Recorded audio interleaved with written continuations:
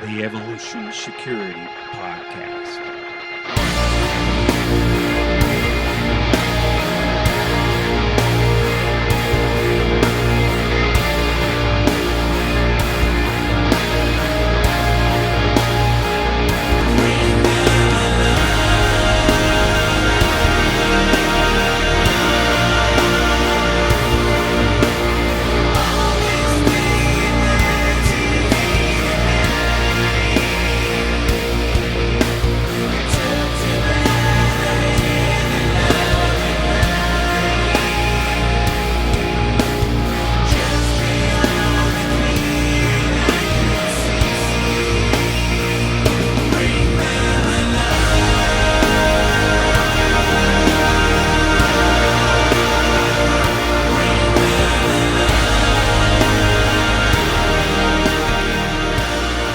Welcome, everybody, to the Evolution Security Podcast. I am a lone tactical twin tonight because, once again, the Army called my brother and said he had better things to do than a podcast tonight. You know, we disagree with that, but we weren't going to take that up with Fort Bragg. So Eric is not here, but I am here with USPSA Grandmaster, renowned pistol instructor, and just frankly, an incredible shooter, a gentleman named Tim Herron. This is his second show with us. Thanks for coming on again, Tim. Thanks for having me. I appreciate being here. Awesome.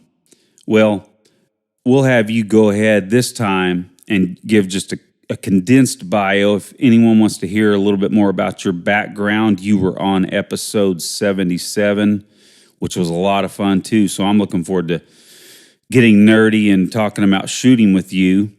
But before we do that, why don't you give us a quick bio? Yeah. So I'm Tim Herron. I own Tim Herron Shooting LLC. I get to travel all over the country, nationwide, and teach people how to improve their performance as a handgun shooter.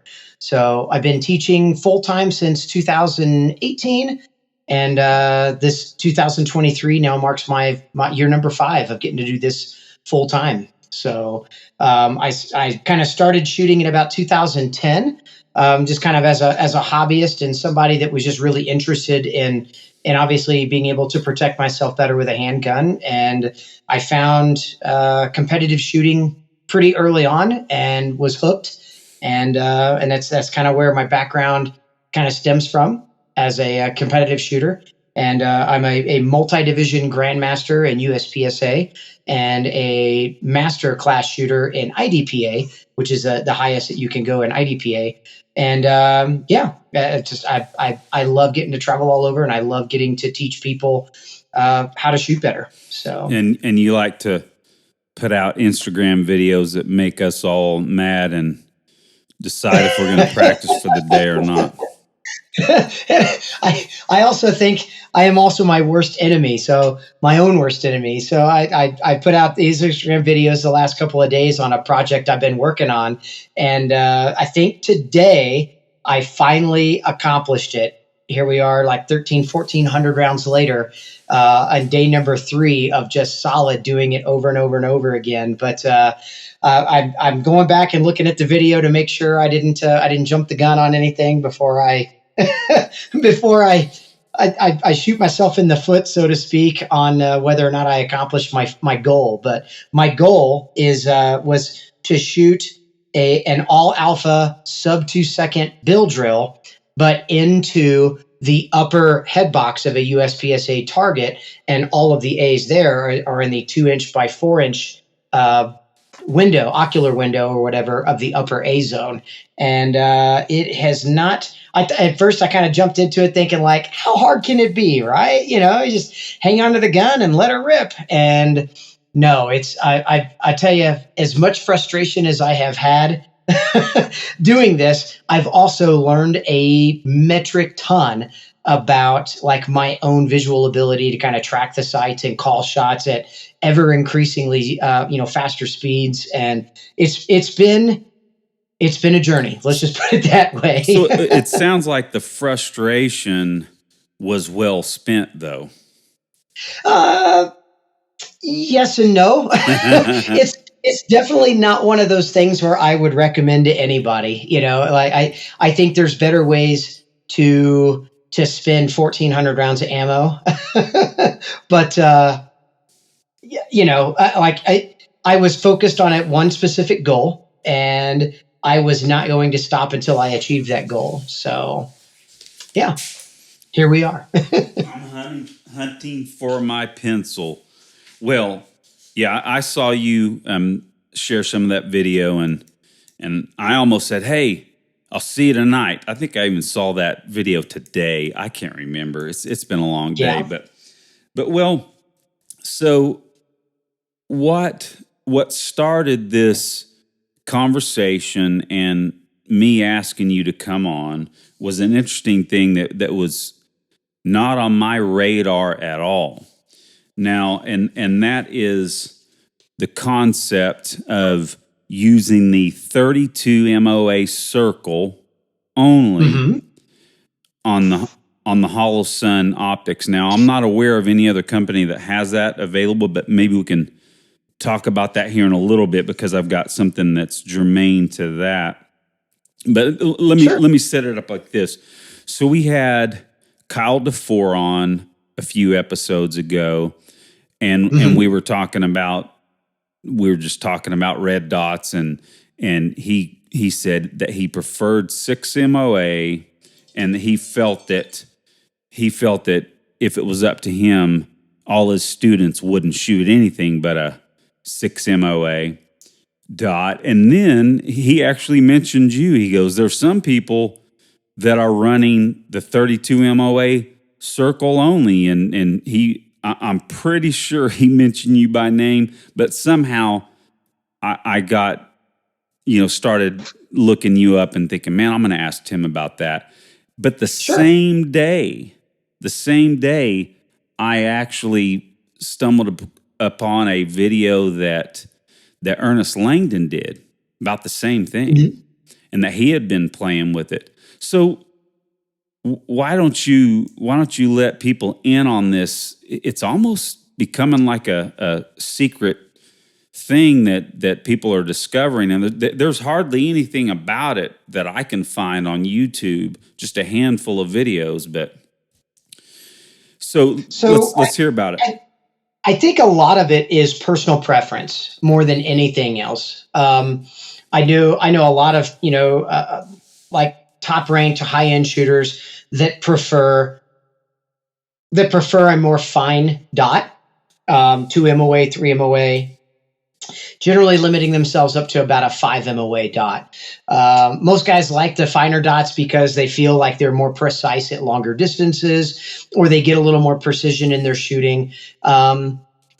That also kind of becomes a double-edged sword. For all the precision that I believe that you get in a really fine dot, a 1 or 2 MOA or 2.5 MOA dot, you also tend to lose in your ability to sometimes to track it or to find it on initial presentation, or if it is lost in the window because of, say, a bad grip or a bad support hand meet or a bad presentation, to the target, not knowing necessarily where the dot comes from or how to track it.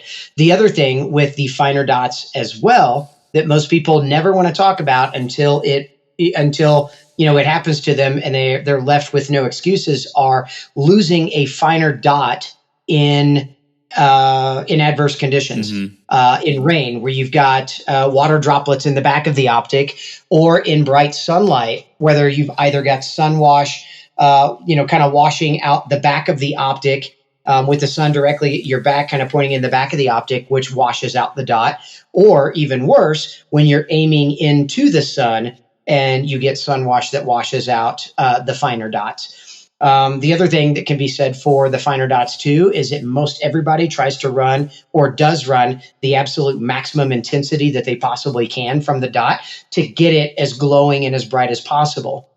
Well, if you're going to do that, you're basically taking a 2.5 MOA dot and you're increasing the intensity to turn it into basically a 5 MOA or 6 MOA halo effect, just so you can see it better. Yeah. And if that's the case, why are you running such a fine dot? Why not run a slightly larger dot that's easier to pick up, doesn't tend to get lost in bright sunlight, and also isn't masked by, like I said, by moisture or fog or things like that, like the finer dots are. So I played around with this quite a bit, and I've got a multitude of different dots on different pistols in different different makes and models of red dots. I've got quite a bit of time behind the Holosuns, the 507Cs, both in the 507C red and the 507C GR, which is the green. The thing I like about the Holosuns is you get the opportunity to kind of switch between either the 2 MOA really refined dot or the 32 MOA ring. Playing around with the ring, I'm kind of that person that wants to kind of push against the grain a little bit. So when another instructor or another peer or a high-level shooter is like, man, you've got to have precision. It needs to be the finest dot possible. To me, I was like, man, you sure are speaking in a lot of absolutes there to not, for something that is still technologically is still fairly new, right? There's a lot of technique. There's a lot of experimentation. There's a lot of things that are going on that we still really haven't, been able to like pull out or render like what is the best for a particular person or group of people or for anybody for that matter. So I kind of took it upon myself to do a lot of extra testing. So I bought my first 507 and I was like, man, I'm just going to run the 32 MOA ring and see what I think about it. So I went from the dot to the ring, and I ran the ring for about 2 to 3 months straight. And just in everything from doing like really, really fast tracking to other objectionable tests, like transitioning the gun from one target to the other, doing build drills, doing shot calling, doing precision group shooting, and finding out kind of like what I preferred and what maybe I'd liked and what I didn't like about it.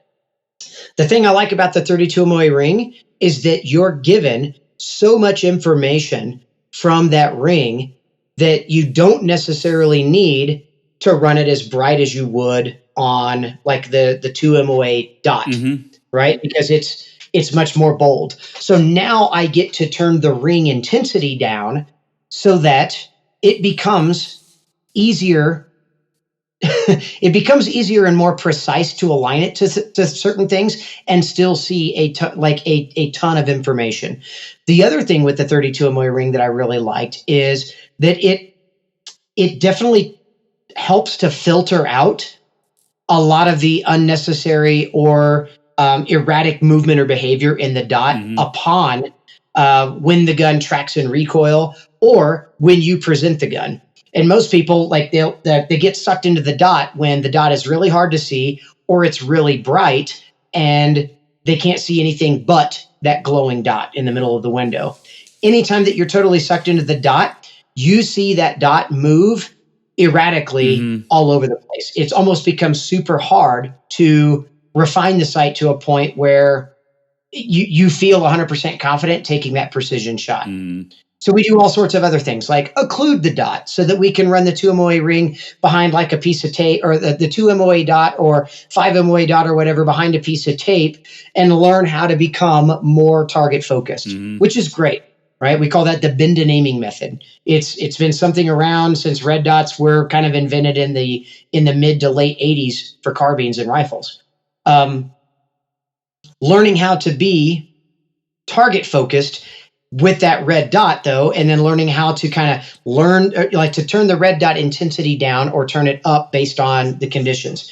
With the 32 MOA ring, I get enough information from the ring that I find myself less and less having to adjust the intensity of the ring higher or lower. And because the ring it's easier to see and pick up, I tend to have a less of a tendency to want to be focused directly in on the ring, which then filters out any of that unnecessary noise or movement. Interesting. So the ring itself doesn't become as erratic. When I point it to a target, the ring is just nice and solid. I end up trusting my sight picture much easier and much better and quicker, which then allows me to fire the shot much sooner. Well, it's interesting. So as I was learning about this, again, getting keyed in on this through the conversation with Kyle and then with you and then a few others, like I talked to Annette Evans about it. And so I had to make sure before we got on here that I went out and tried it. So, and I had been dry firing it a little bit, which of course didn't tell me a ton because I'm so new to it. But I went and shot it this weekend. And my experience was this, and again, it was limited, but it seemed like, and I did not put it on the timer and try and compare. I just didn't have time. I just kind of wanted to get a feel for it. But it did seem like at shorter distances, let's just say 5 to 7 yards, I was quite accurate and quite fast.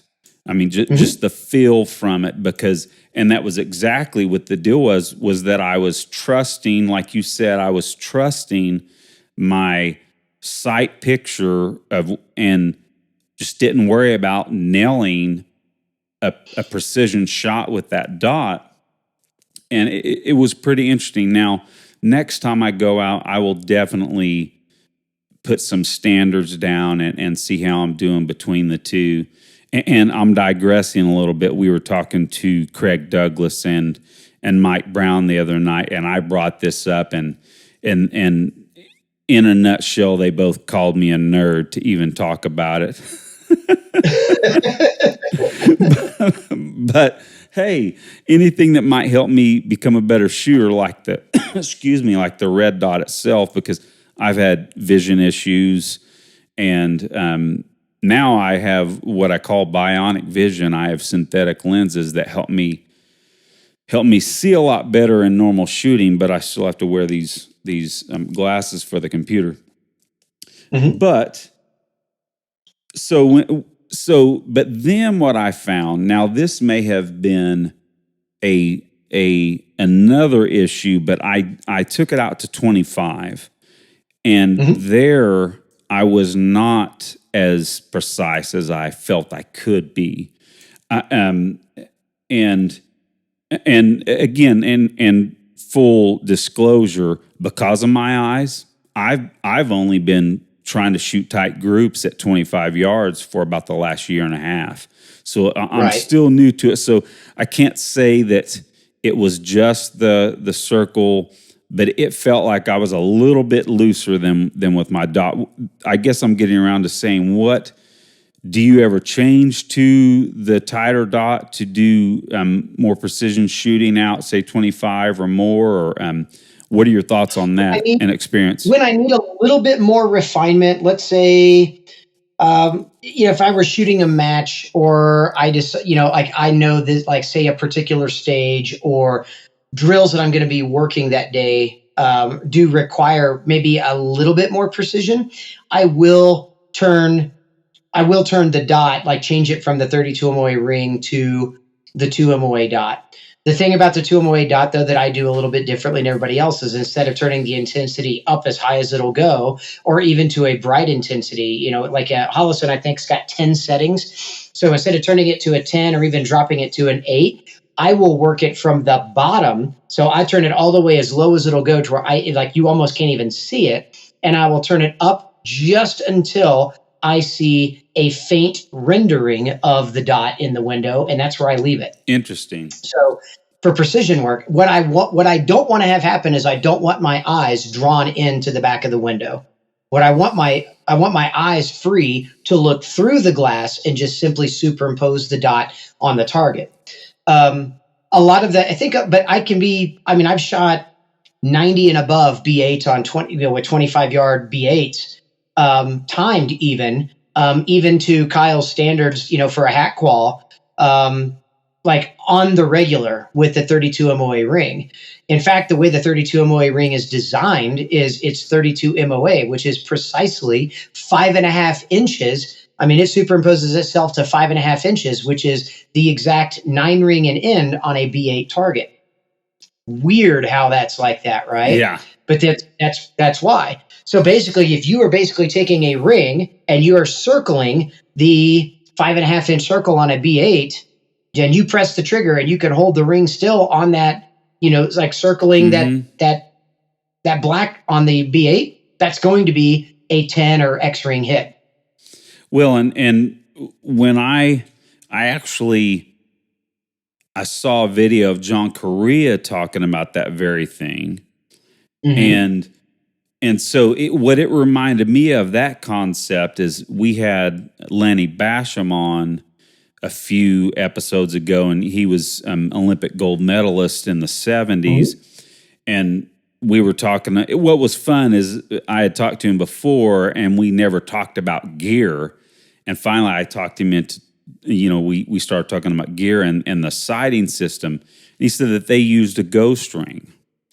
And, right. And I am going to assume it was the same concept. Very similar. Absolutely.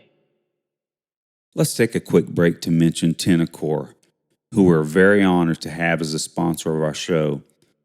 They are the most innovative holster and carry solution producer in the market. Now, my current carry rig is a Glock 48 and a Cartoon 3. I also carry an extra mag in an Abdo AIWB mag pouch. And then, of course, there's the awesome Zero belt. Now, the Cartoon 3 is actually designed well for both appendix or hip inside the waistband carry. The key is the multiple ways you can adjust the camming bar, the cant, and the ride height. This allows it to be actually equally suited for both carry methods. The Abdo mag pouch is equally adjustable and thoughtfully designed. Now, the Zero belt. If you don't need a holster, at least grab a Zero belt. There is nothing like it, period. Now, I've just mentioned a few items here, but they have much, much more. And lastly, TacCon wants you to be satisfied. If you aren't satisfied, they'll refund your money and pay to even have the product sent back to them.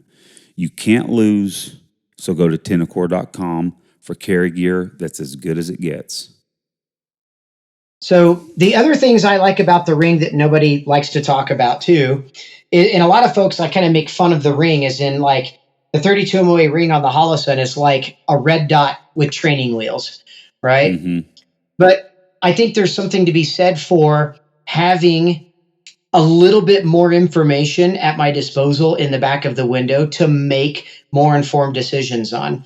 The thing that is great about the ring is if you're a little newer to red dots, there are a lot of times where your presentation, like your skill in being able to present the gun to your eye every single time, isn't as consistent as somebody who's been doing it mm-hmm. for a number of years. Mm-hmm. Having the 32 MOA ring allows me much needed, like, kind of directional correction.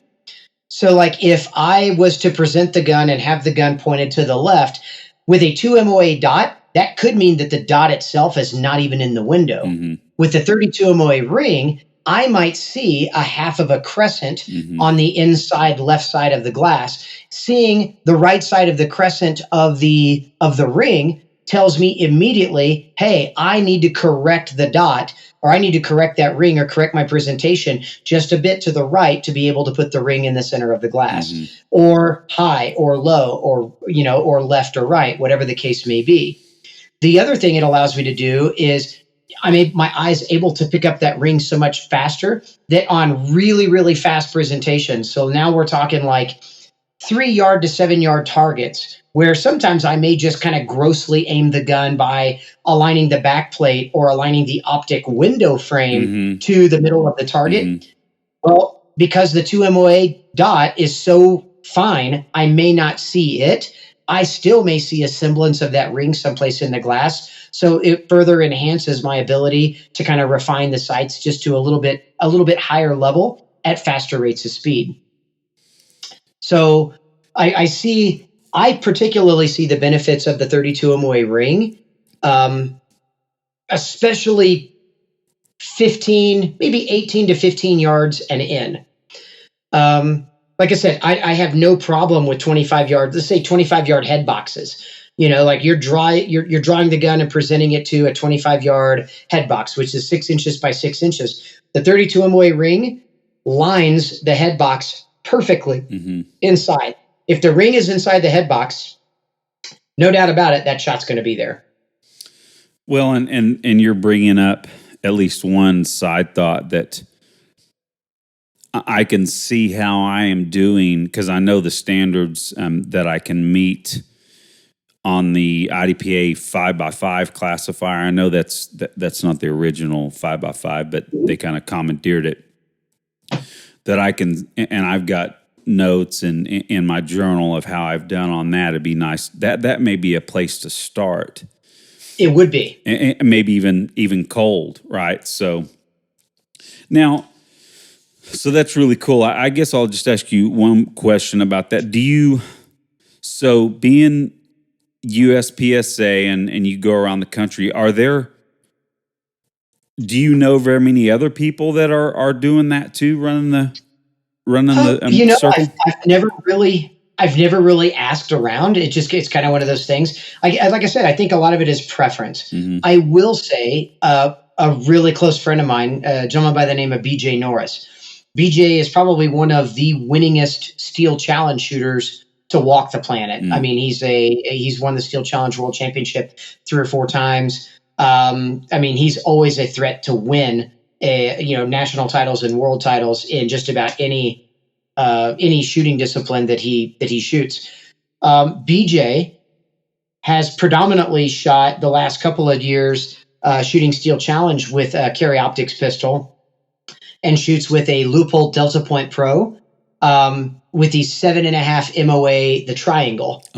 And he runs the 7.5 MOA triangle, shooting all the way to 35-yard distance steel with like 10-inch plates, or 6-inch or 8-inch plates on some of the other courses of fire, where a 7.5-inch MOA triangle will like basically cover the entire plate or almost cover the plate. And that's what he prefers. He prefers that even more so than a very fine dot. Now, we've talked at length about those same things, and he kind of feels the same way I do. He's like, dude, it's much easier to pick up. It's easier to see, it's easier to spot, and it's easier to track. It's a little bit bigger. So I kind of akin the 32 MOA ring to the same thing as like why we put maybe a larger front sight or a high visibility front sight on iron sight guns. And why we don't run like 2-dot rear sights or like the Glock goalpost on the rear sight, because it takes away, it creates a bunch of visual noise and takes away our ability to refine the front sight like we need to between the rear notch. So we generally kind of stray to, we kind of go the direction of, let's say, a fully black serrated rear sight with nothing else on it, and then a high visibility red, front sight. So whether it be green or red fiber optic, or, like Trijicon HDs, which might have a tritium insert, as well as like a very neon orange or neon green, circle painted onto the back of the front sight, so that we can pick up the front sight much faster, whether it be in day conditions or night conditions. So the 32 MOA ring, when you really think about it, is no different than a 27 to 30 MOA front sight on an iron sight pistol. Yeah. So bullseye shooters for years with iron sights, right, have been some of the most precision-based and most precise pistol shooters to walk the earth, and they've used like solid black front sights and solid black rear sights, and they predominantly run a wide front sight with a narrow rear notch, so that they have very, very thin light bars between those, so that they get ultimate precision, right? No real difference than, say, running a 32 MOA ring on a Holosun optic inside the glass. Interesting. Same concept. Yeah, well, I can say that I'm looking forward to trying it out some more, and I could go to a match this weekend, but I don't think I can because I've got a gig. But I've got another match that I can go to, and and just run it and see how I do. Now, Yeah. a little bit of anecdotal information, even before I even was turned on to this, was that 2 or 3 months ago, I was shooting a match, an IDPA match here in Tulsa, and for some reason, I thought my battery was going bad, and it was a Holosun 507C, and I decided, hey, I'm going to change the battery. I put the damn thing in backwards. So every time I drew my pistol, my dot was off. So I would click it on, and I would get the big old, what's the, just the dot and the circle. And I was kind of burning through the stages. Now it slowed me down having to turn my dot on. I don't know if it's because I was like, whatever, I'm just going to shoot this match. I'm not shooting it with the sight that I want. But hey, I actually, from an accuracy and speed standpoint, and I didn't put the 2 and 2 together, but I actually shot one of the best matches I had shot, even though I was having to turn my dot on. So, like I said, kind of just a little data point, even though I didn't even take it in that much at the time. Now, I will say, so I do know a few shooters or students that I've had in classes that will try, like the 32 MOA ring along with the 2 MOA dot. So they're like, so I get the best of everything. I can track the ring or track the dot much better because I'm seeing all of this information. But then I can be precise by just putting the dot, the center of the dot on whatever I want to shoot. Now I kind of counter that with, personally, I feel that's entirely too much information. And to me, it becomes very difficult for my vision to kind of differentiate between the two especially on the fly very quickly. Yeah. I find that when I want to do that, like, I just want to see a blur of green or a blur of red, that the ring is great, but then I want to, I'm going to switch my vision to looking at that 2 MOA dot. Then I tend to I get sucked in. So instead of going to full target focus, I end up then, like my eyes are sucked into the back of the dot, and I'm looking for the dot itself to align to the target. So now I'm accommodating my vision back and forth between target and the dot. So I'm losing the actual benefits of what a red dot allows me to do, because I'm looking for more finite information. So I'm more of an advocate of one or the other, not both. Yeah. So I've got my gun cleared. I think people get a little flipped out about that. So I just put it on the dot and the ring, and so and also, like I said, even though I've got what I call bionic vision, I've still got a little bit of astigmatism. So there's still a little bit of distortion. So adding that dot in the middle messes with me too. Right. And the other thing about astigmatism, and that's something else we hadn't really talked about yet. So with the 2 MOA dot, most of the time, anybody that suffers from any sort of astigmatism, no matter how acute or how severe it is, the dot is never a crisp, clean dot. Not at all. It's a blur, it's a streak, it's a blob, it's something different. So they're losing the precision anyway. But then if they go to the 32 MOA ring, a lot of times the ring itself is precision, because they're like, oh my God, I can make out the full circle of the ring, and everything is not just blurred out and it becomes this big blob of either green or red. So now, and this is where we can kind of get a little bit nerdy too, but it all is there's going to be that huge continuum of people's visual ability. How, even if they've got okay eyes, exactly. No two people are alike. Yeah. So as I am looking at this circle, of course, there's the little hash marks. I don't know what we would call that, but the four hash marks that indicate these. The north, south, east, and west on the dot on the ring. Now, this literally just came to me. Do you ever use those for any information, or is it? I don't. Yeah. I don't. I look through it. So how bright is it right now in your vision? It's fairly bright, and let me turn it down. Yeah. Turn it down 2 notches. Yeah. Yeah, and which makes it more crisp.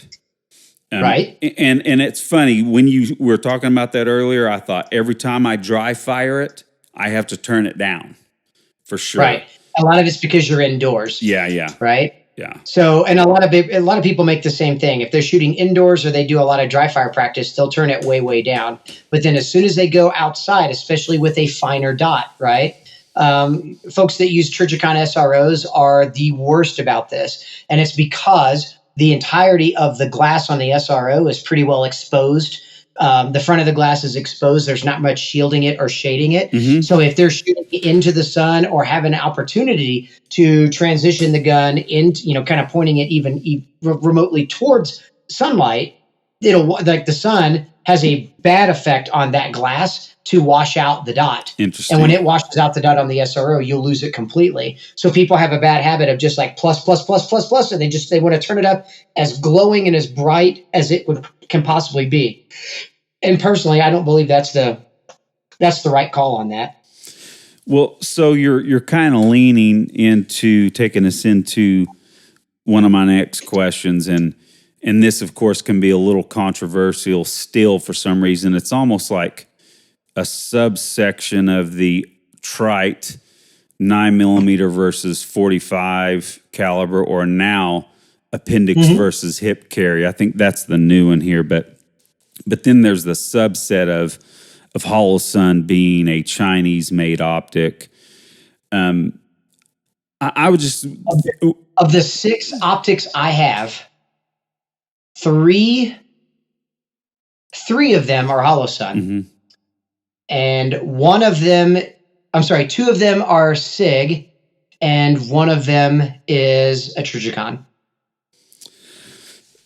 So here, since you're probably way more experienced with the different brands than me, here's my thought on it, is that no matter where it's made, Holosun has, and I kind of do it as a parallel to what Glock did in the 80s. My perception is that everybody, including myself, kind of, that's that Chinese company. It's probably, Holosun. I want an aim point, etc. And then, to me, Holosun has kind of come around and flanked everybody. When it comes to, I can't think of an optic that has the features that Holosun offers, with actually the quality too. And right. And so it's just, other than that delta point, I'm not aware of any mini optics that have, especially the 3 different reticles that you can get in just a standard Holosun. But it's just, so Glock in the 80s, they, Gaston Glock, the story goes, right, he didn't know a dadgum thing about pistols, and heard that there was going to be a contract for new pistols for the Austrian government. And he gets in on it. He kind of builds a gun from scratch, not very many preconceived notions. And then all the big guys here in the United States were, man, look at these guys churning out a gun with a plastic frame, etc. This is going to be over. Right. And then, of course, there's also the controversy about how, well, they dumped them on a bunch of police agencies for real cheap. Of course, they kind of grabbed the market. Well, long story short, again, I think it's similar. Glock Glock kind of flanked everybody, and Holosun kind of flanked everybody. What are your thoughts on that? I'm not super picky as far as optics are concerned. I mean, the number one thing is, I mean, whether they've got all the features I want or don't want, or things I like and things I don't like, number one, it needs to be reliable. Mm-hmm. Right. So a lot of my selection of dots and things like that are based on like solely how reliable is it? Right. So the thing about and reliable as well as ease of maintenance. The thing that was a big turnoff always about the Trigicon RMR was the fact that you have to remove the optic to be able to replace the battery. Mm-hmm. Right. And then depending on how you mount the RMR to the slide, there was also like you needed to run like the thin film, the little thin plastic film or whatever to keep the battery from contacting or rubbing, kind of rubbing a hole in things on the RMRs. Right. They've gotten a little bit better. I think Trigicon, like, obviously improved on that design quite a bit by allowing the SRO to have the same footprint as the RMR, but with a battery compartment that's a screw down cap right on the top of it. So now I don't have to take the optic off to change the battery and think about like re-zeroing, or it's not even that re-zeroing is such a bad thing, but you're using a number 440 thread pitch little machine screws. Mm-hmm. And you've got to take those screws out, and honestly, re-torquing those screws down is what's most detriment to whether or not those screws shear mm-hmm. or not. So most people trying to replace those, like not replace those screws, but like reuse those screws, that's what's causing a lot of issues. Yeah.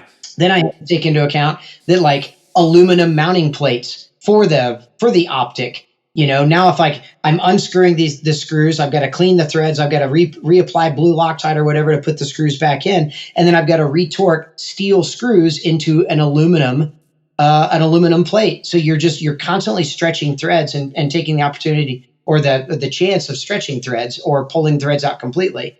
So that's been like, the RMR is just not conducive to competitive use or a lot of use because of because of the fact that it's such a pain in the butt to do any kind of maintenance on it.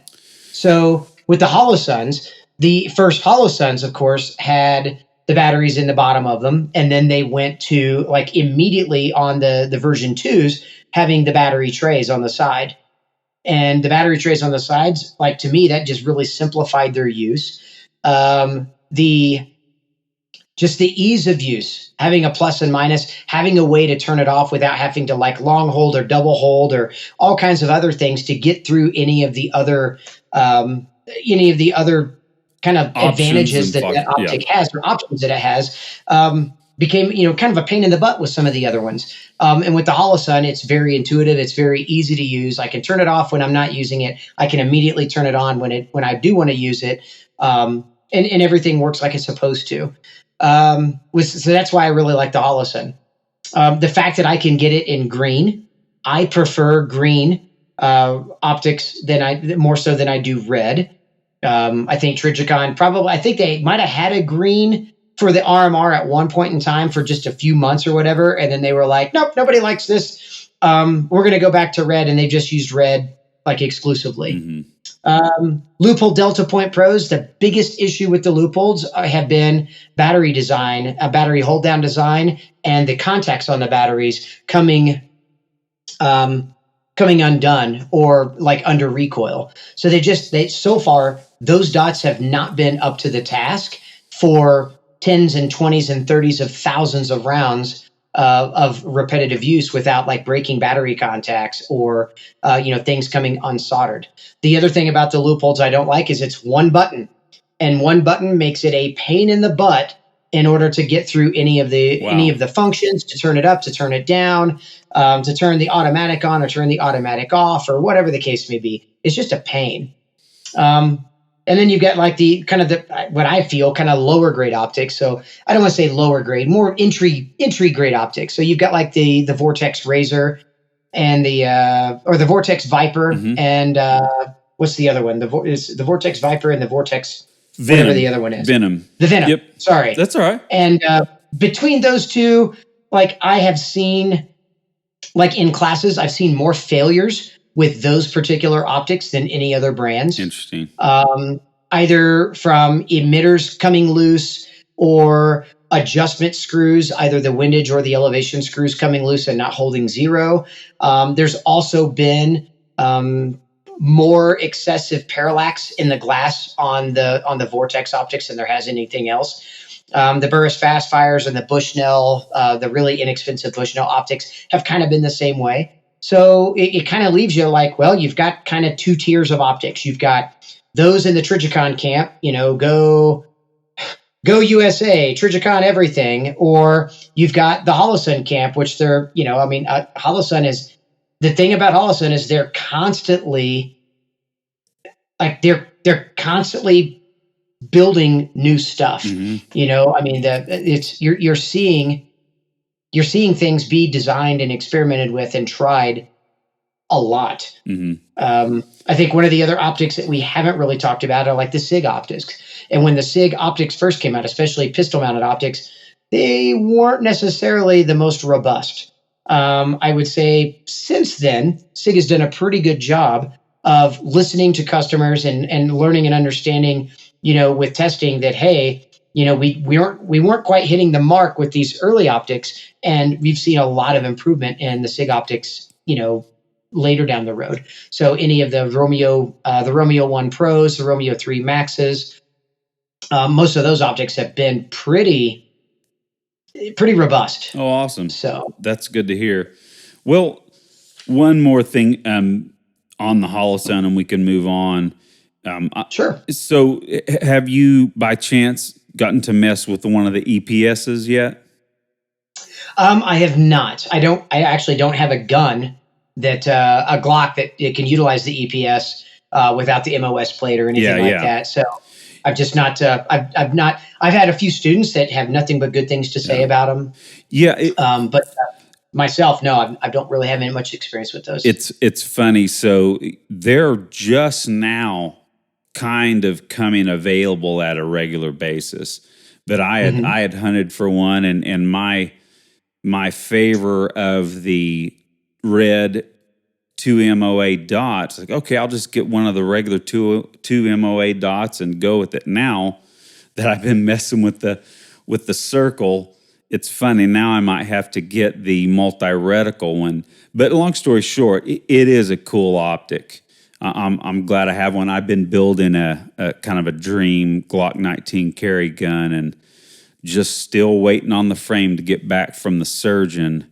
So, but that thing's got the EPS on it. I've got all the new trigger guts that I want to put in there, and just, sir, you know who you are out there. Please send my frame to me.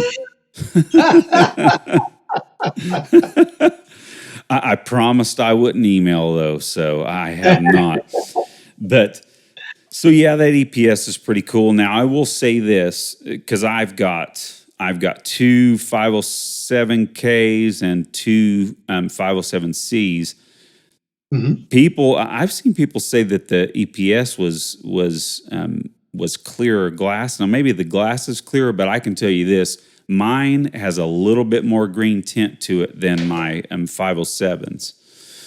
So, but still, that like you said, they're churning out new products, and when Aaron Cowan, quite a bit. When Aaron Cowan can take that EPS and beat the holy crap out of it and not even crack the glass, there's something going on there, right? Right. And well, the other thing I'm most intrigued, and I would love, so like if anybody from Holosun is listening to this, I would love to test the 507 competition, which is new larger glass that Holosun just released at SHOT Show. In fact, I'm so intrigued by that, I would be willing to remove my Trijicon SRO off of my Nighthawk and do, like, I would put the 507 on the 507 competition, the larger glass, the glass clarity, the fact that I can run the 2 MOA dot or the 32 MOA ring, and the fact that I can get it in green is like that kind of blows my skirt up quite a bit. So I'm very excited to get my hands on a 507 competition as soon as I can. In other words, I can't remember if it has the hooded circle top like the 507C or if it was straight. It's a little more straight. Or flat anyway, yeah. It's the same footprint, though, as any of the 507. So it's an RMR SRO footprint as far as how it mounts to things, but it's got a much larger glass. In fact, it's a couple of millimeters taller and a couple of millimeters wider glass than even the, kind of the gold standard right now for competition optics, which is the SRO. Well, that's cool. Yeah, I knew that was coming out, but I just flipped through YouTube and found a video of Scott Jedlinski running one through the paces a little bit. But yeah, so Hollow Sun's been impressive for sure, but this isn't a Hollow Sun show, but this is the 32 MOA circle. They're the only ones that I know of that offer that. So, well, so let's start getting around into some red meter shooting. And so one of the first things that I noticed and we can kind of burn through some of these things pretty quick, but sure. I was curious. So watching some of your YouTube stuff or Instagram stuff, you got a ridiculously fast reload.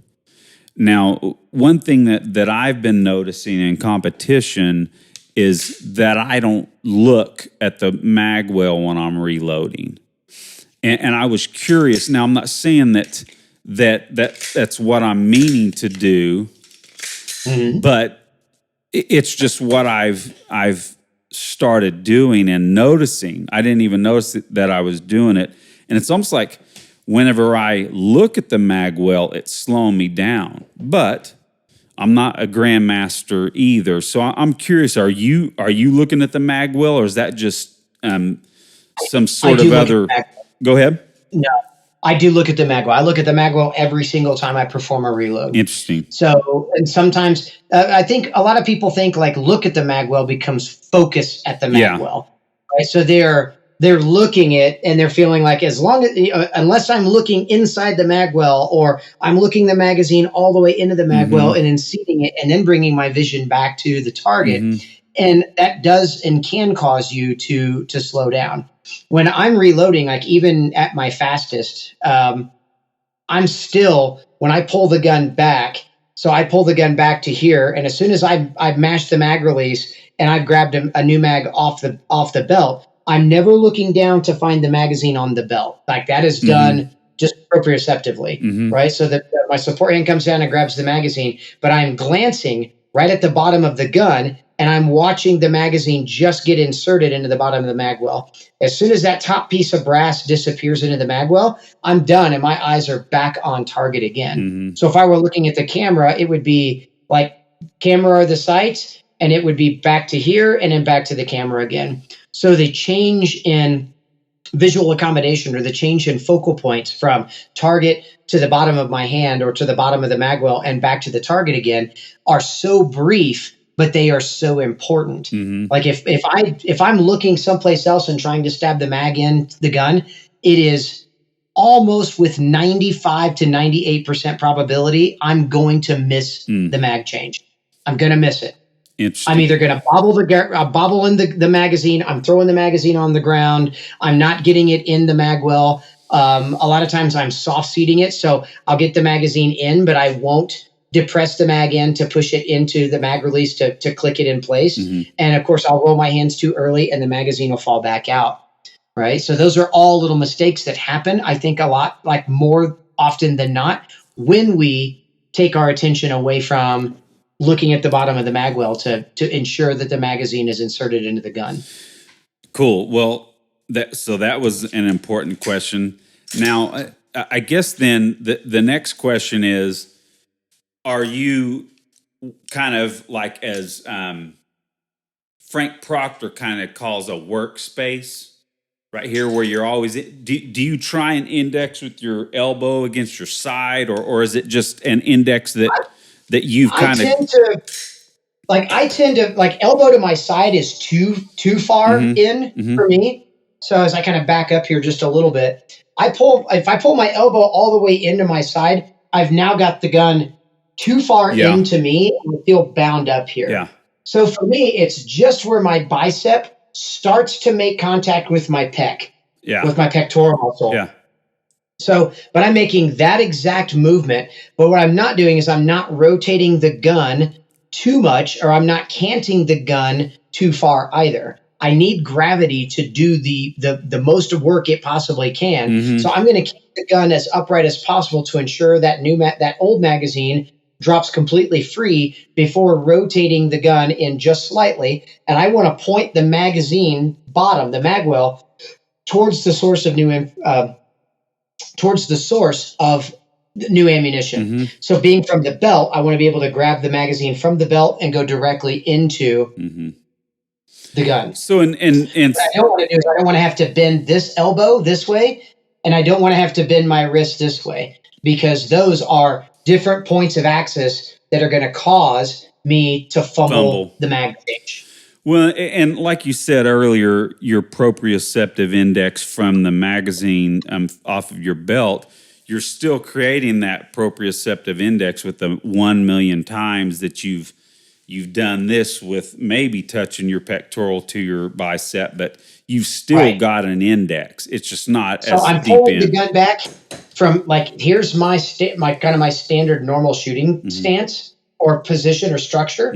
I'll pull the gun back to right here. So it's from here to here, approximately about 3 to 4 inches. I'm not going to pull the gun in, and I'm not going to pull the gun into my workspace really, really close to my face, because now I've changed and I've made those angles of attack between the magazine and the magwell, like they're not consistent. And they're going to be really, really sharp angles. So now I've got to grab the magazine, and then I got to come in at a sideways angle to be able to then get the mag seated and drive the gun back to target. So I want to just reduce that, kind of straighten out the curves as much as I possibly can to ensure that the magazine seats rapidly and repeatedly every single time, and it's consistent. I can get back on target quicker.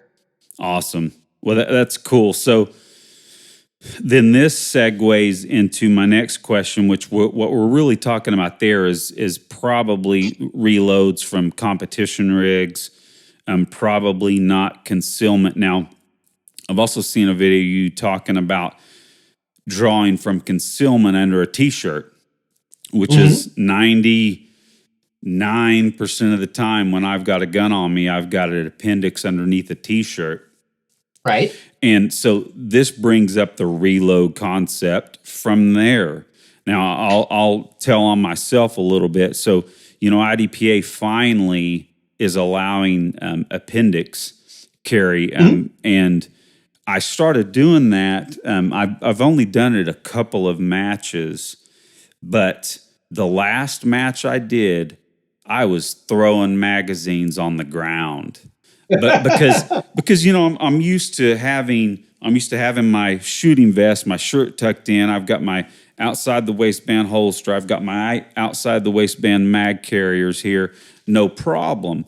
But now get me shooting and needing to reload, and I'm fumbling with my shirt, and I'm telling you, I got 2 PEs by throwing 2 magazines on the ground, because I got them caught in my shirt.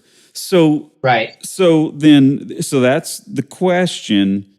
What about reloads from under the shirt? Now, here, let me digress too. I know some people are going to say, in self-defense, you're never going to need a reload. Well, okay, there's some data to point to that, but I'm talking about competition here, even from appendix and underneath the T-shirt. So competitive reloads, like, I mean, I've got a couple of videos I know, like on my YouTube channel, where somebody had reached out to me and asked me a couple of questions about, like, well, you don't seem, you do most everything from a competition rig outside the waistband. Let's see you do this from concealment, or let's say you do these reloads from concealment. And so I actually did a little YouTube short a few months ago where I was, showing, kind of focusing on how I attack the magazines from, being completely concealed. If I'm carrying appendix, I'm also going to carry my magazine's appendix as well. Okay. Yeah. So if I'm lifting the shirt, I lift the shirt with my support hand so that I can drive my strong hand down on the back strap of the gun, lift the gun out of the holster. I'll let go of the shirt once the gun is clear of the holster and build my grip up. When I'm going to do a mag change, it's the same concept. As soon as I pull the gun back, I'm going to, hit the mag release. I'm going to grab my shirt kind of at the belly button again. I'm going to lift the shirt up to clear the magazine, and I'm going to use my hand to come down over the top of the mag in the belt. And then as soon as I grasp the magazine is clear of the shirt because my arm and hand have held the shirt captive, right? And it's held it out of the way. So as soon as I grab the magazine, then the magazine, of course, is inserted the same way, and I'm back on target again, ready to shoot. So, and it will come through just fine whenever we render this video for YouTube, but you were I think we had a little bit of a bad connection there. Now, you were saying that once you're clearing the garment, but and by the way, which was a great tip, I saw your video when you were saying, okay, as soon as you've cleared the shirt and with your appendix draw, just release the shirt because you've already cleared the shirt, especially if you've got a nice vertical pull from the holster. Your shirt can't get in the way. But I took that from your video and have been practicing that too. But you're saying something similar when it comes to the mag change from appendix? When it comes to the magazine, except like from appendix, you're using your support hand to lift the shirt out of the way so that your strong hand can come down on it. So when you're doing your reloads from appendix, you're actually just going to take your support hand and lift the shirt up, and you're going to kind of trap it behind, behind your wrist. Yep. And so you're going to lift the shirt up and then race the hand back down to the magazine. And when you race the hand down to the magazine, now my shirt is out of the way. I'm going to grasp the magazine, lift it out. I don't need to hold the shirt away anymore. The magazine is firmly in my hand because the pocket of my palm is what's going to make contact with the magazine first. So now it's holding the magazine completely. So even if the shirt kind of to drape back down over kind of the inside of my hand is immediately going to be able to pass right past the shirt, get the magazine inserted in the gun, and build my grip back up and continue shooting. Awesome. Yeah, that's cool. That's similar to what I was going to work on because I haven't hit it that hard since I was working on it a little bit. I've got, we've got the sponsor Tenacor of our show, and I've got an Abdo appendix mag pouch. It's really cool, but I've still, struggled a little bit with it, and you just gave me something to really work on. I'm sorry for getting a free pistol lesson from you over the internet. No, that's here. Okay. That's all right. But so, and like I said, I want to kind of move through a few of these things a little quicker. But sure. Now, Eric suggested this, and just humor me here when it comes to, I've got a question about drill suggestions. And Eric said this was a selfish question, but I'm going to put it to you this way. So drill suggestions, and maybe they're the same, I don't know, but let's at least start the question by delineating this. Drills that new shooters should work on, intermediate shooters, and then advanced shooters. Would you bifurcate those or delineate those, or is it? How would you answer that question? Oh, man.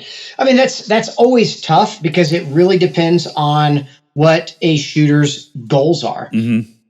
I kind of get wrapped around the axle sometimes about the overuse of the word drill. Everybody wants and expects there to be a quote unquote drill to fix or to improve some particular aspect of their shooting. When in the reality is, what's a drill consist of? The overwhelming majority of drills are draw the gun, present the gun, maintain a grip on the gun, and press the trigger without moving the sights, right? whether you're transitioning the gun from one target to another, or from one aiming point on a target to another aiming point on a target, whether you've got to learn how to manage recoil, right? So like exercises themselves, I like to use the term exercise instead. Everybody's like, hey man, I have a hard time being able to transition the gun. What drill would you recommend? Hey, I have a hard time like really, fixing my draw to first shot. What drill would I work on that? Hey, I really like to get my recoil control under control, and be able to mitigate recoil better. What drill would I work on? And it's like, they use the word drill as a, dare I say, the easy button. Yeah. Right. Well, if I just work this drill, it's like hitting the easy button and everything becomes simple. I don't have to actually put in the work. And so no matter what, you have to understand there are two different types of exercises, or dare I say, two different types of drills. There are performance-oriented drills and there are diagnostic-oriented drills, right? A performance drill can be a diagnostic drill if we take away one of, one of the things that we need to be focused on, whether it be speed or whether it be accuracy. But we need to take away one of those tangibilities to be able to focus on the other aspect on it. So if it's like, okay, I need to learn to be more accurate, okay, then take away the speed component of it and learn what it's like to shoot the gun more accurately. Okay, I need to learn to go fast. Okay, then take away the component of accuracy and just learn what it's like to go faster. But for the most point, drills are nothing more than tests of your ability to do a complexity of functions, whether it be drawing the gun, presenting the gun, building your support hand grip on the gun, and maintaining your visual acuity to what the sights are doing as you're pressing the trigger, whether it be 1 time, 2 times, 5 times, 10 times, whatever the case may be. So instead of trying to utilize a drill and be like, oh, I'm going to work on this drill. The problem with working on drills is because there is some sort of tangible goal. It's all A's in 2 seconds. It's I have to draw and fire the shot in 1 second.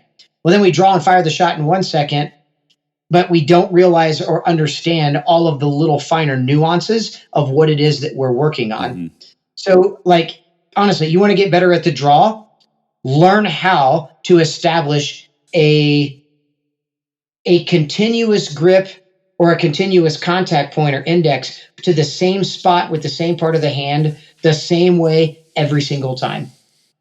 Right? Once you establish that, then how do I establish then lifting the gun from the holster and building my support hand to the same spot every single time? Great. Now put those two things together. Hands to gun, right?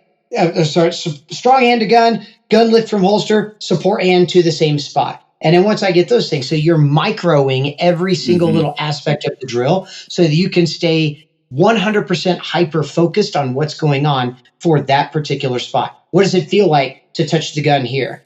If I reach down and I touch the gun differently, what does that feel like in my hand? I should know a bad draw before I've ever lifted the gun from the holster. And if you're just trying to continuously like beat a drill or beat a par time on a drill, you're doing it wrong. You don't have your focus on the right thing.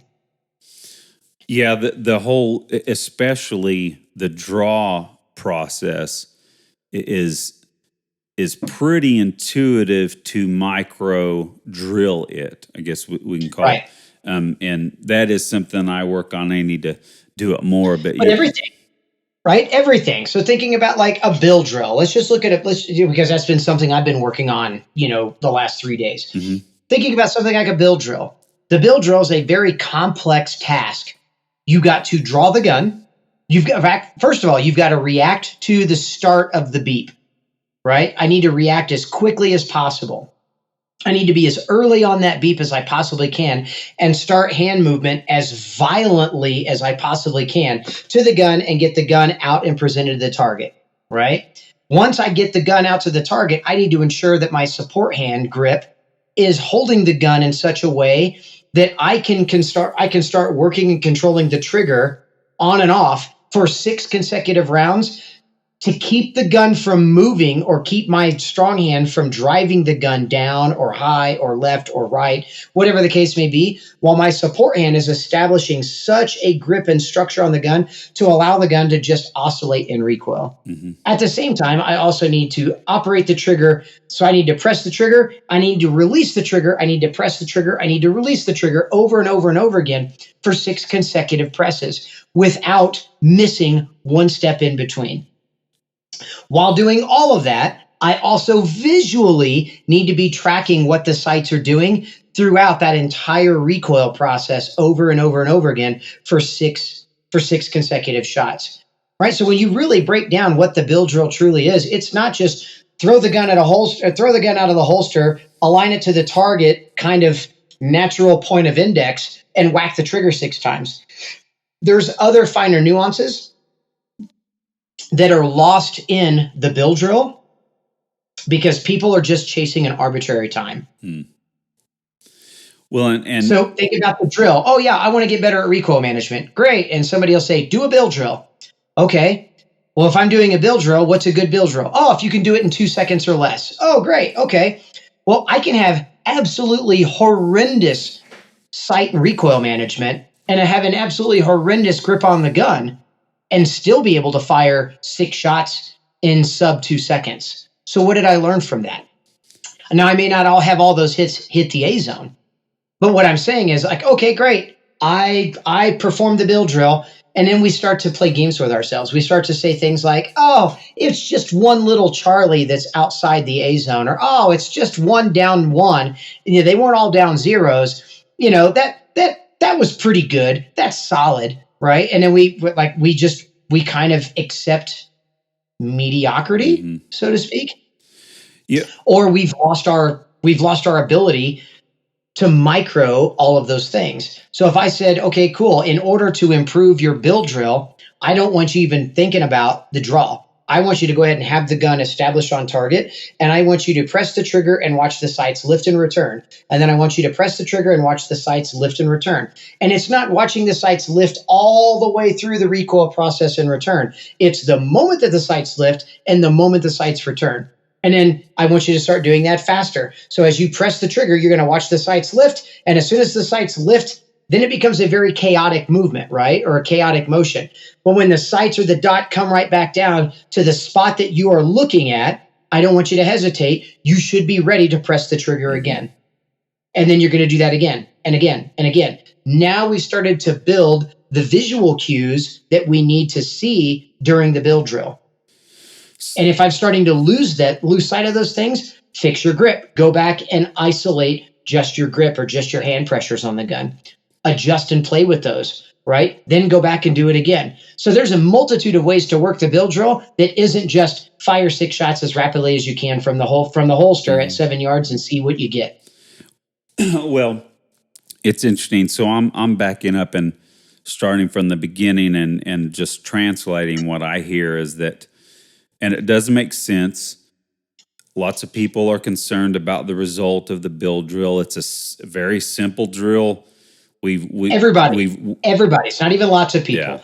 Everybody, Aaron, does the same thing. They do a drill, and it's like they hear a time and they hear an accuracy stamp, and then they're just like, okay, so if I just put those 2 things together, I've done great. And it's like, okay, no, you've done a parlor trick. Yeah. You've done part of it, but you've missed out on all of the learning that actually happens to be able to really grasp what that drill is designed to do. Well, even one simple thing, and this is, I think, just one aspect of what you're going to learn from it, is allowing the dot or the sights to teach you what's wrong with your grip. Right. Things like that, because you're focused on the process, not letting the dot teach you something. Correct. You're focused on the result, not the process. Excuse me. So yeah, that's awesome. I think that answers the question better than I think I even put it. So that's awesome. I'm thinking about, so real quick, I have an order of questions here, but I'm going to kind of take it out of order real quick. So real quick, so you were talking about that you that you were working 1,500 rounds. I can't remember over the last handful of days on that build drill, speaking of. But it's at your own range, too. We were talking a little bit before. So you have recently, or how long ago, you built a range at your house? Yeah, I built like a full pistol range or shooting range out here in my property here in New Mexico. I want to say back it must have been October or must have been early November. So I've had it now about 3 months, Oh, 3 months man. or so. So a brand new toy. Yep. It's been something I've been working on for a long time. So we bought this house and property because of the land that it came with, knowing that like eventually once we got kind of the house done, then we were like my next big project was going to be building the range. So I had every intention of getting the range built in 2020. But we other irons in the fire, so to speak. We had we had some exterior stuff we really needed to do to the house, to continue to make the house livable. So then I was like, okay, cool. In 2021, I'm ready to build the range. And in 2021 happened, and we really needed to do some exterior work on the home. So my range budget got kind of negated to like doing some other home improvement stuff. So 2022 came, and I'd saved up and built my my little nest egg again to really focus on getting the range done. And then it was just kind of like right time at the right place with the right people. We were able to kind of align like building, getting everything done to build the range this year. Or this past year. And so that's what we did. So I built 3 pistol bays or 3 shooting berms. And they're not just like straight back berms. I've got like 180 degrees I can shoot left and right, everything just like a range has. I built a ton of different props and walls and fault lines and things so I can actually host matches out here. We can work one-on-one or in small groups or actually be able to host, full classes out here as well. And also kind of look forward to eventually being able to host other instructors out here as well. So, and kind of having a full-on training facility for, not only myself and students, but also for other instructors to be able to host classes for students. Man, that's awesome. And that's every shooter's dream right there. Walk out in your, It is. I have a great range that I'm a member of, but it's 30 minutes away. And I'll tell you, that's great for other people. You only have to drive 30 minutes to your range.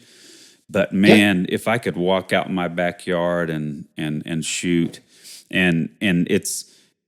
and what you're talking about, like you said, just describing it there, you can tell it's not your normal. I got some land and I'm putting some berms up, and grab a backhoe and Right.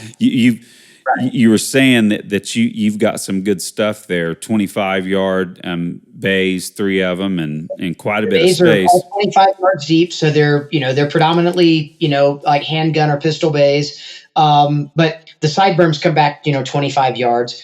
The width of the berms of each 3 bay, I've got 3 kind of different sizes, kind of based on like what my needs are. So I've got one that's about 18 yards wide or so by 25 yards deep. I got another one that's like 12 or 13 yards wide. So kind of a narrow guy. But it's great for when I just want to work on my own. I don't need to cover a lot of ground or set up a bunch of things. So it's about 12 yards wide by 25 yards deep. And then I've got another one that's 15 yards wide by 25 yards deep.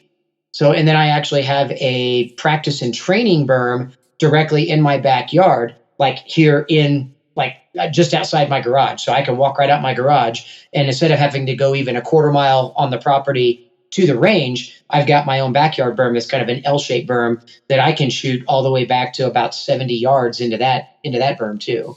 Man, there's a lot of jealous people listening right now. I can tell you that. And there's one of them right here. Well, that's super cool.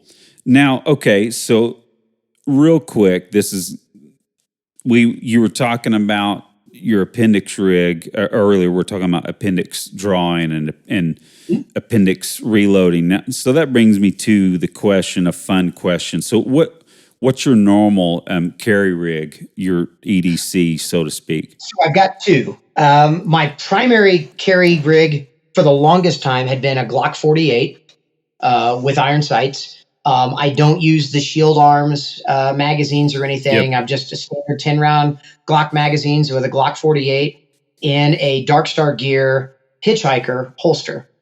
So, and as far as extra mag pouch or extra mag carrier, I'm using one of John Hopman from Filster, one of his what do you call them? I think a skeleton mag pouch. Okay. Is what I'm carrying, and of course they're two separate components.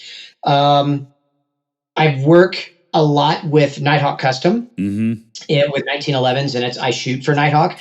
And I found myself acquiring a 1911, a Nighthawk GRP 1911 that has got their iOS cut for an optic plate, if I want to put an optic on it later, that is chambered in 30 Super Carry. Oh. And for that 30 Super Carry, for that 1911, my friend Riley Bowman, who owns concealedcarry.com, they also purchased, recently acquired KSG Armory, which is KSG holsters. And so Riley just kind of like currently made me a KSG Lexington appendix holster for me to be able to carry my Nighthawk GRP. And so I'm actually going to start carrying that 1911 appendix for quite a while. And that's actually what I'm probably going to utilize and carry at TacCon, Davis Tactical Conference in Dallas in March. Oh yeah, well, you're kind of taking me into another subject, but now, so real quick, so yeah, that's interesting, and I like that you. So one of my main carry rigs, especially as I'm building my new 19, is a 48, and with everything that I had heard, the 15 round mags from their Shield, wasn't it? I Shield arm. That sounds really cool, but when you get down to it, it's 11 rounds of 9mm. Yeah, that's not a ton, but it's going to cover about what most people would ever need, and you're not messing with the reliability of the pistol, etc. Right. But so, and then one more question: what kind of belts do you like? So I've predominantly been using and for a number of years and carrying on a Dominate Defense, their EDC Ranger belt. Okay. So, which is my absolute favorite, and not and I've tried everything else. I've tried everything from Blue Alpha Gear to the Neo belt to any of the others, and honestly, for me personally, I really like the Dominate Defense belt. I can adjust it a little bit at a time. It's got a very finite adjustment. So it's got a very small strip of kind of elastic that wraps around a simple hook and loop buckle. So the hook and loop buckle's got like 1 inch increments, so I can tighten or loosen this stuff on it as well. But with that little strip of elastic on there as well, allows the belt to be comfortable and allow it to kind of flex when I'm bending over or sitting in a car or kneeling down to tie my shoes or whatever the case is, and allow the gun to kind of flex but stay nice and tight up against me without like completely strangulating my abdomen. By having the gun too tight in on the belt. So that's the belt I recommend to everybody is the Dominate Defense, their EDC Ranger belt. Awesome. I'll have to give that a gaggle. Well, so we're getting pretty close to time here, Tim. Man, such a fun bit of content we've had here, and I'm looking forward to hearing it again as a listener. And awesome. But now, so you brought up TacCon, which Eric and I will be there. This will be our first time going to TacCon. For the training junkies in the country, I mean, most people, TacCon is just ridiculously cool, and you just got to be at the right place at the right time to make sure you can get one of the tickets. They sell out really fast. But so yeah, it's interesting, buddy. Eric had signed up for one of you've got, I think I'm looking at the schedule. I think you've got 3 different blocks here. Uh-huh. And he tried to get in one, and I guess however Tom handed out the schedule, he didn't get in one. But man, I'll tell you what, that one-handed shooting, and actually I put that on my list too. But yeah, that one-handed shooting, that's going to be a good class. And you were talking about earlier the shot calling. So there's going to be a couple of really cool classes, one-handed shooting, and you're going to teach that. Throttle control and shot calling. So that was a block that I carried over from last year. So I taught that 4-hour block of throttle control and shot calling twice last year. So I kind of doubled up on that and taught it on Friday and Saturday of last year's TacCon to pretty rave reviews. Like everybody really got something out of that. So I wanted to continue that on again, but I also wanted to kind of freshen up the curriculum a little bit and be able to offer something else too. So one of the other things I guess I'm kind of well known for is my one-handed shooting techniques and being able, like not only my techniques, but my skill level of being able to shoot one-handed. So I've been asked by a multitude of people, like, man, it'd be really cool if you broke that down into like a 2-hour block to offer maybe a tactical conference. And I was like, hey, yeah, I'll talk to Tiffany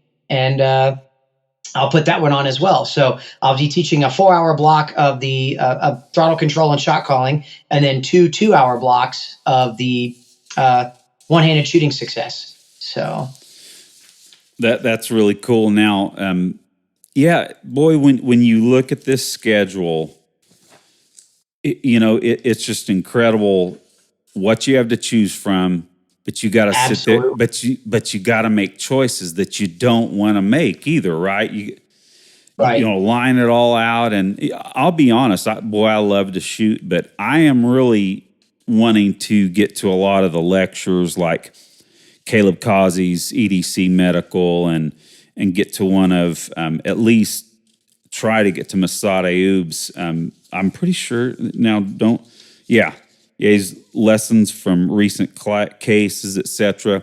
I love the lectures, and then John Herron. I'm going to make sure I hit one of his lectures. But I guess the main question here is, selfishly, for Eric and I, our first time going to TacCon, and anyone else that's listening, what tips would you have? Because I know that a lot of us are like, okay, especially Eric and I, who have made all these acquaintances over these many, many shows.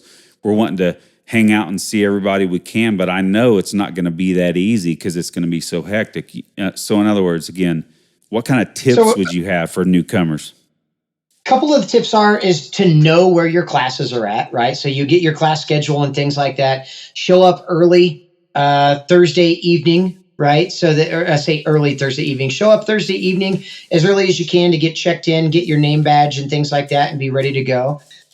Friday morning starts all of the fun, right? So you're learning all day Friday, all day Saturday, all day Sunday.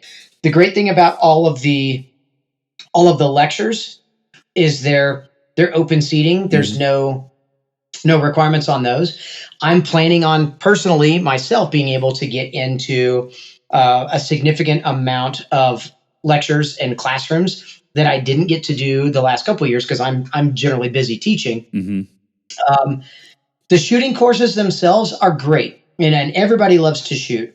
But I will tell you that the thing about Tactical Conference is that every shooting class is not a full-on class. It's a 4-hour kind of, like, dare I say, almost like a charcuterie board of classes. Mm-hmm. It's to give you a taste test of what it's like to take a full-on class with that instructor. Mm-hmm. So there's so many people that are like, oh man, I can't wait to do every shooting class I possibly can, or listen into just the shooting classes. And it's like, yes, but you're not getting the gist of everything that shooting class has to offer in a 2-hour or 4-hour block.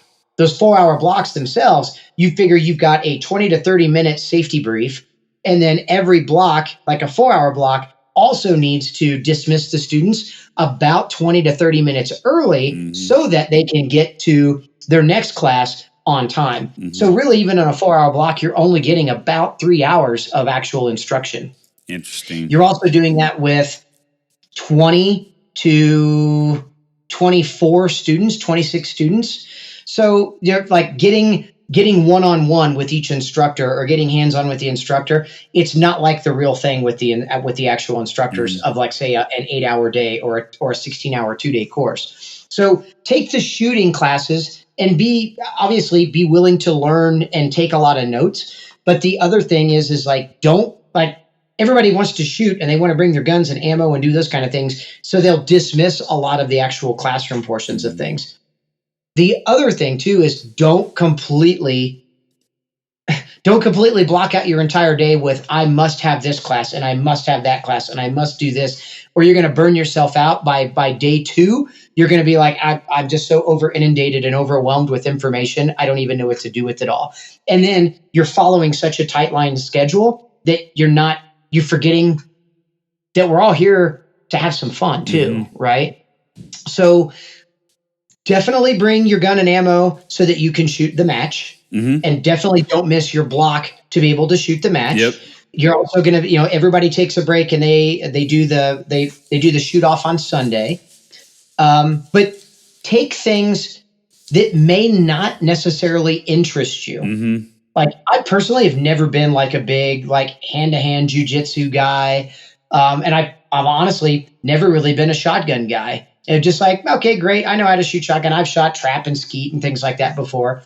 But last year, I took Ashton Ray and Tim Chandler's Shotgun 360 4-hour course, and I borrowed Ashton's shotgun and I borrowed some ammo from a fellow student, and I had a ball learning about something that I had never done before, right? It's awesome to be like in the newbie seat, the complete rookie, and it was awesome.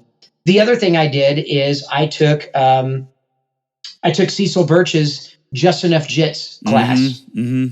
I'd never had much mat time. The last time I ever had time on a mat was when I was in junior high in wrestling. Yeah. So like, here I am now at the tender age of 45, getting rolled up into a ball by, and my training partner for that afternoon was none other than Scott Jedlinski. So Scott was my training partner. Cecil Birch and Larry Lindenman were my 2 instructors. So like, how cool is it that my very first ever foray into like Brazilian Jiu-Jitsu, even if it's a 3-hour, 4-hour kind of intro class, is with 2 of the most predominant instructors to walk the earth, and then a phenomenal friend and, and peer in Scott Jedlinski, who is also a very well-respected, jiu-jitsu practitioner, and he's a brown belt. And that's my training partner. Yeah. How awesome is that?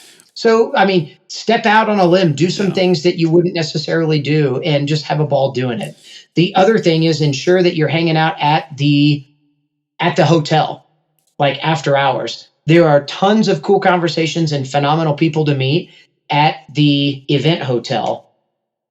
Awesome. So, and they've got an open bar down there. I mean, you could get down there, like next thing you know, you're sipping a bourbon and talking to like John and Vicky Farnham. And, I mean, like, how neat is that? You just, it's not necessarily even a class setting, but you're rubbing elbows with a lot of the who's who of the training industry. Yeah. And not just the latest up and comers in the training industry, but a lot of the folks that, like, man, you may have never heard about, or folks that you may have always wanted an opportunity to train with that just don't do open enrollment classes anymore. It's an amazing experience. Yeah. It's funny when I didn't know what to expect when Tom and Tiffany send out the note, hey, you need to sign up for these shooting classes that you want. And, here's your order, etc. I thought, right. I put 4 in there, and I thought, man, I know Tom well enough that I was thinking, man, is Tom going to come back and say, you chose these 4, you're going to have to take all 4 of them, but right. But no, I think I got handed 3 classes, but and I'm not just, people may think I'm just trying to be cool and say I'm not as into the shooting, but I really am not. I I am excited about the classroom stuff. I took a class. I was honored to be able to take one of the few classes that Tom Givens, Craig Douglas, and the late great William April taught, called the Establishing Dominance Paradigm class. My favorite portions of that weekend were the lectures from Dr. April. Most definitely. So I'm looking forward to experiencing some of that stuff. I mean, at the Tom Givens Range Master Instructor courses, we've taken the first one and then the advanced one.